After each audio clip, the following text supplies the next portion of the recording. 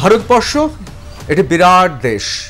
আমাদের এখানে নানান ভাষা, নানান ধর্ম, বৈচিত্র্য এবং ভারতবর্ষের উদারতার কথা আমরা সবাই জানি। গোটা পৃথিবীকে, বিশ্বকে আমরা কুটুম হিসেবে মেনে নিয়েছি। তাতে আমাদের রক্ত ঝরেছে, তাতে আমাদের অনেক ক্ষতি হয়েছে, কিন্তু আমরা বলিয়ান হয়েছি। সেই বিখ্যাত কবির ভাষায় শক, হুন, পাঠান, মুঘল সবাই এসে আমাদের সমৃদ্ধ করেছে। আবার কোথাও কোথাও তো খুব নিদারুণ ঘটনা ঘটেছে।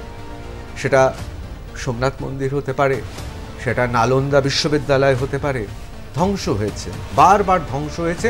ধ্বংসের পরে ভারতবর্ষ আবার নতুনভাবে উঠে দাঁড়িয়েছে। বাংলাদেশের মানুষ, সাধারণ মানুষ, খেটে খাওয়া মানুষ, আমি তাদের বলছি না, সামাজিক মাধ্যমে ভারতীয়দের প্রতি এত বিদ্বেষ কেন?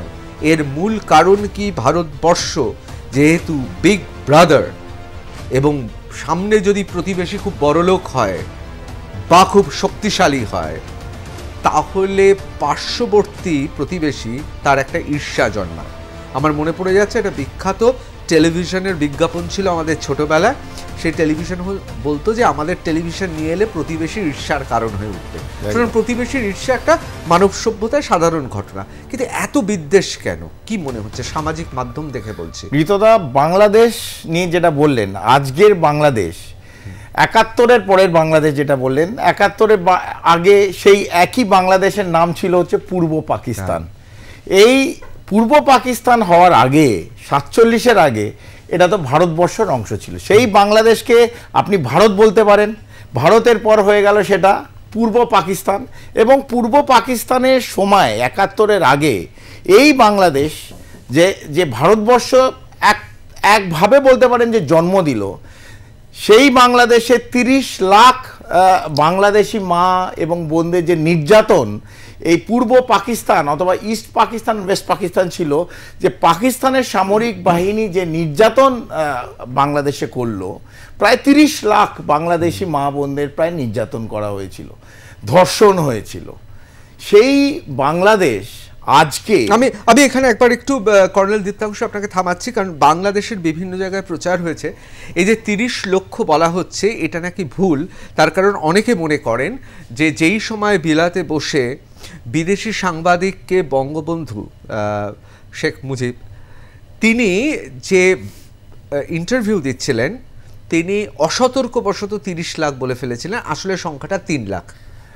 আপনি ধরে আমি ৩০ লাখ, যদি এটা তো হিস্ট্রি, ইতিহাস, আপনার কথাই আমি নিয়ে চললাম ৩ লাখ। আমার কথা না, আপনি বিদ্বান মানুষ, আমি আপনার আমার কথা নয়। সে ৩ লাখ হোক আর ৩ জন হোক, আর একটা দেশ, আর একটা রাষ্ট্র যার ওপর নির্যাতন করেছে, আজকের দিনে ৫ই অগস্টের পর তাদের ৫৩ বছর পর, 53 ইয়ার্স, ৫৩ বছর পর রেড কার্পেট দিয়ে ওয়েলকাম কেন করছে এই মোহাম্মদ ইউনিস, এই দুর্বৃত্তের সরকার, মৌলবাদী সরকার? আমি এই ডক্টর ইউনিসকে বলি, উনি নিশ্চিতভাবে খুব বিদ্বান মানুষ, কিন্তু এই বিদ্বান যদি মৌলবাদী এবং সন্ত্রাসবাদীদের জাগিয়ে তোলে, এবং ৫৩ বছর যাদের, যে রাষ্ট্রে, বাংলাদেশে যে রাষ্ট্রকে ঢুকতে দেওয়া হয়নি, তাদের আজ পর্যন্ত ৫৩ বছর, ৭১-এর পর তাদের আজ পর্যন্ত পাকিস্তান সরি বলেনি, সেইখান থেকে তাদের রেড কার্পেট ওয়েলকাম করেছে। কেন?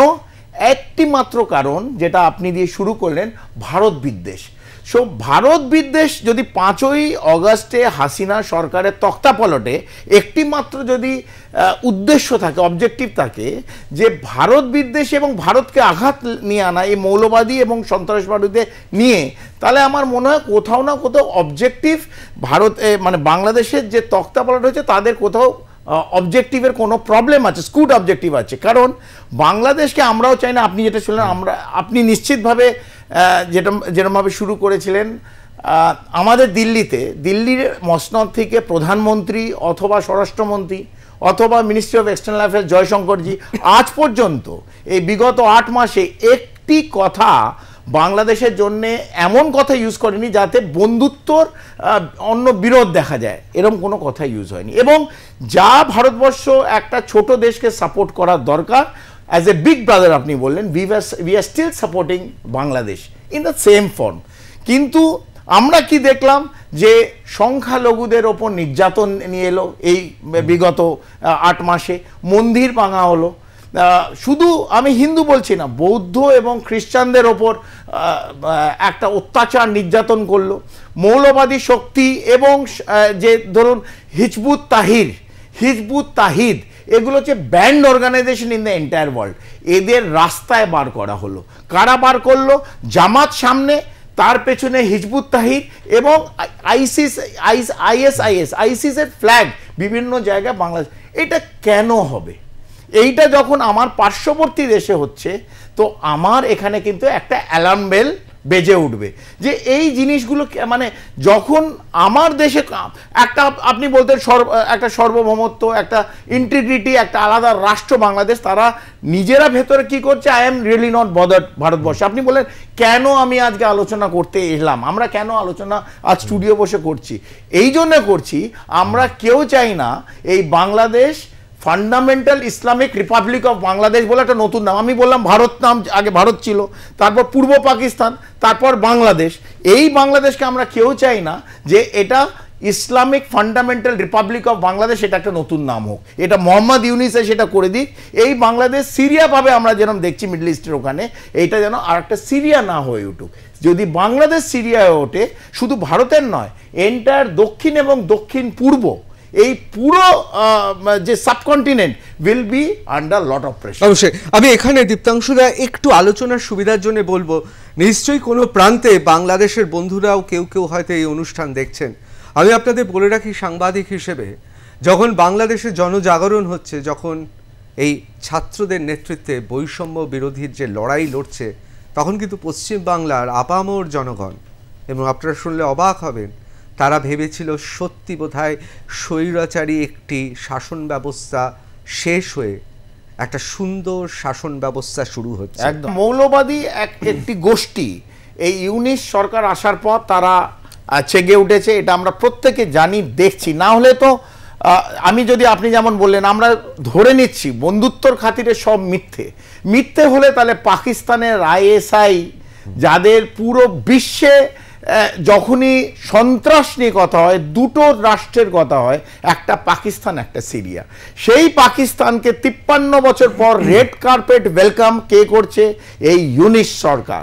তাদের দুটি জাহাজ 53 বছর পর, আমার এই 53 বছরটা বারবার বলতে হচ্ছে, 71-এর পর এই চট্টগ্রামে বন্দরে এই দুটি জাহাজ আসে, এবং এই দুটি জাহাজ থেকে কি নেমেছে আমি আর ক্যামেরার সামনে বলতে চাই না, তবে এমন কিছু নেমেছে সেটা ভারতের বিরুদ্ধে লাগাবার জন্যে, চট্টগ্রামের রোহিঙ্গা ক্যাম্পে একটা ট্রেনিং করাবার জন্যে আইএসআইয়ের বহু অফিসার এবং এজেন্ট সেই অস্ত্র শস্ত্র অথবা resources, IED, improvise explosive device যে সব দিয়ে বানায়, সেগুলো কিন্তু চট্টগ্রাম বন্দরে পাকিস্তানের জাহাজ থেকে নেবে সেই ক্যাম্পগুলোর দিকে কিন্তু গেছে। রংপুরে, যেখানে চিকেন নেক আমরা বলি, ভারতের সবচেয়ে সেন্সিটিভ এরিয়া 21 কিলোমিটার, সেখানে কিন্তু আমরা সেই আইএসআই এজেন্টদের ঘোরাফেরা করতে দেখেছি। সেই 53 বছর পর যদি আমরা বাংলাদেশকে বন্ধু দেশের হিসেবে দেখি, বাংলাদেশকে সেরমভাবে আমরা সাপোর্ট করি, সেই বাংলাদেশে যেখানে ভারতের সবচেয়ে সেন্সিটিভ এরিয়া, আমাদের যেখানে শিলিগুড়ি করিডোর বলি, ওদের দিকে রংপুর, সেইখানে আইএসআইয়ের এজেন্টকে কেন ঢুকতে দেওয়া হবে? এই সরকার নিশ্চয়ই আমি ইউনিস সরকারের কাছে রাখবো। এবং 18 কোটি মানুষ এই বাংলাদেশের, একইভাবে যেমন ঋতদা বলছিল, বেশিরভাগ মানুষ কিন্তু আজকের দিনও এই মৌলবাদী সরকার, এই সন্ত্রাসবাদী যেরমভাবে মাথা চাড়া দিয়ে উঠেছে, তারা বাংলাদেশকে এই রূপে দেখতে চায় না।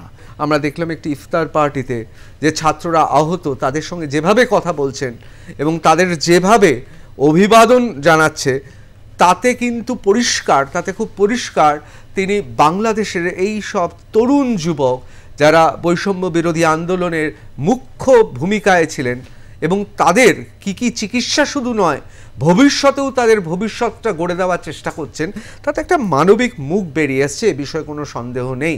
এবং সেই ইফতার পার্টিতে আমরা জানি যে সেইখানে যারা আহত তাদের মধ্যে কারোর চোখে ব্যান্ডেজ, কেউ হুইল চেয়ারে রয়েছে, যারা সত্যি লড়েছে স্বৈরাচারীদের বিরুদ্ধে, তাদের সম্পর্কে এবং তাদের প্রতি সহমর্মিতা প্রকাশ করেছে। কিন্তু কোথাও কি মনে হচ্ছে ক্রমশ সেদিকে এগোচ্ছে? দেখুন, এই যেটা ইফতার পার্টি দেখালেন, একদিকে এক ইফতার পার্টি আমরা দেখছি যেখানে জেনারেল ওয়াকারুজ্জামান বাংলাদেশের সেনাপ্রধান সবাইকে বলছে আপনারা আমাদের ওপর বিশ্বাস রাখুন, বাংলাদেশকে আমরা প্রগতির পথে নিয়ে যাব। এটা শুনতে ভারতবাসী হিসেবে আমাদের ভালো লাগছে।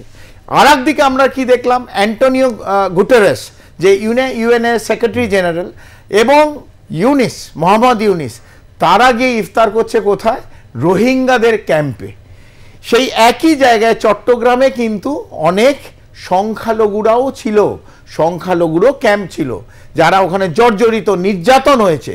তাদের কাছে কিন্তু ইউনাইটেড নেশনের সেক্রেটারি জেনারেল অথবা মোহাম্মদ ইউনিস, তাদের কিন্তু আমরা ওইখানে গিয়ে ওদের সঙ্গে সহমর্মিতা আদান প্রদান দেখলাম না। কি দেখলাম?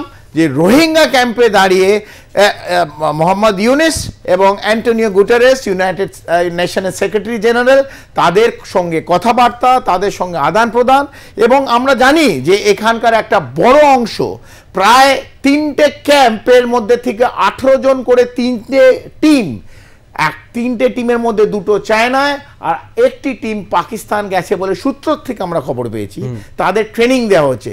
এই সময় যেখানে বাংলাদেশের প্রগতি ক্রমশ পিছিয়ে চলে যাচ্ছে, সেখানে রোহিঙ্গাদের কি ট্রেনিং দেওয়া হচ্ছে চায়নায় অথবা পাকিস্তানে? প্রশ্নটা আমি 18 কোটি বাংলাদেশ নাগরিকের ওপর ছেড়ে দিলাম।